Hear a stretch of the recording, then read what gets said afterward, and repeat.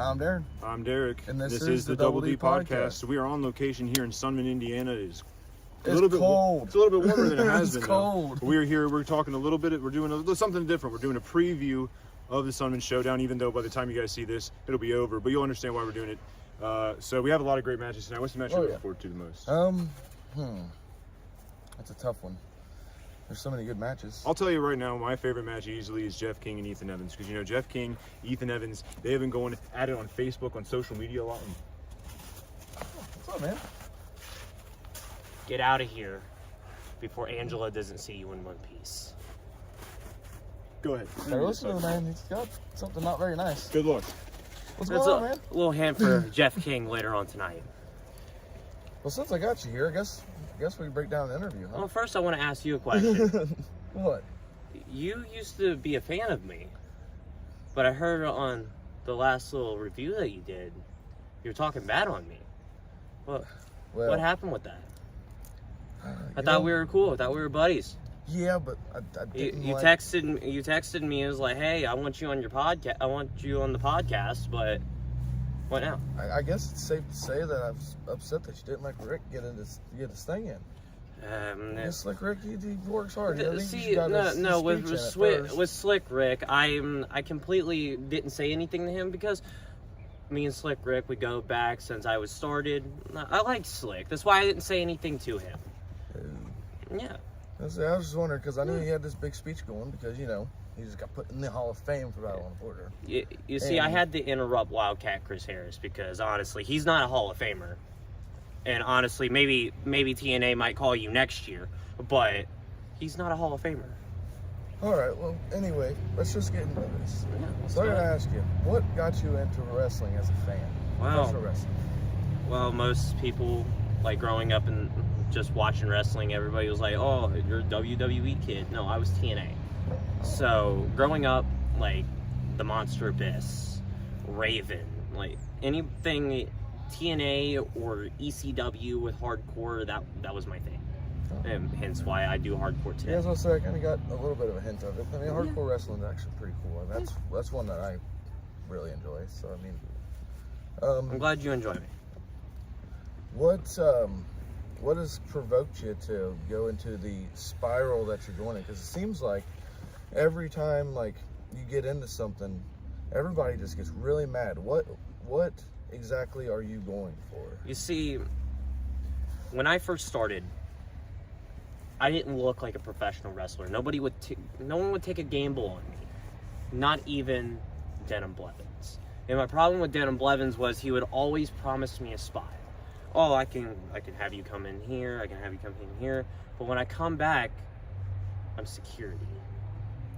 My whole goal in being in the business is not to be a referee, not to be security, and no offense to you, not to be a sound guy or anything. I want to be out there in front of the crowd. Honestly, I don't give two shits about any of you in the brigade, but I want to be out there. And Denham didn't give me that gamble. So, you know, Scotty Amos gave me a call. He was like, hey, I hate Denham Blevins as much as you do. Maybe we can do some work. Oh. So reverting back to that, with that being said, with the whole mask situation, I think I and everybody else is wondering, because nobody's ever come out and revealed the mask stuff. How many masked men actually were there? The numbers are infinite. You don't know how many. There could be really? 2. There was definitely 2. There was definitely 4. But you don't know. Hell, I don't even know. Oh. That would be a question for the Pop Master himself. Do you feel like you guys are going to potentially join forces in the future again? Or is that bond broken? You see, up in Morris Hill, Scotty came back. Mm-hmm. And tonight, Scotty Amos isn't here. So I don't know. I love Scotty to death. I love Oracle. But I honestly don't know. Time will tell. So would you be afraid of his inconsistency of showing up? Or like, for example, when he had the hardcore match, him running on you or anything like that? Oh, no. Any situations? Because Scotty trusts me. He knows I can handle myself. And if there's a time where I can't, I'll let him know. All right. So Just like in Morse Hill. Fair enough. So, with tonight, what's your plan for tonight with Jeff King?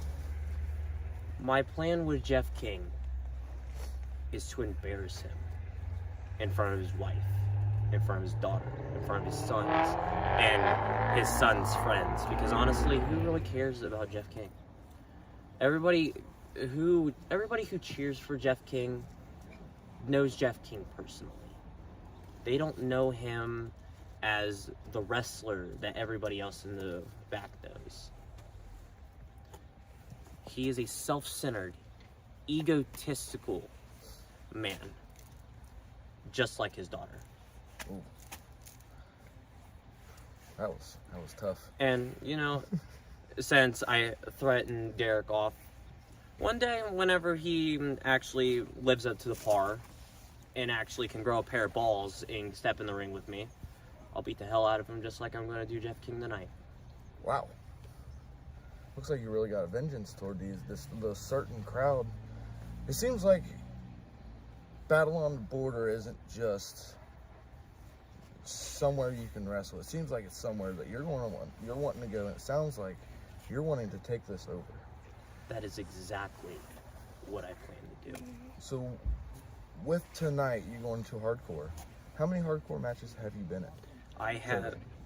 Throughout my career, I have had, counting tonight, this would make 8. 8? Yes. That's quite a few. Yeah. So I'm assuming you're eyeballing that for that title. So that's what I figured.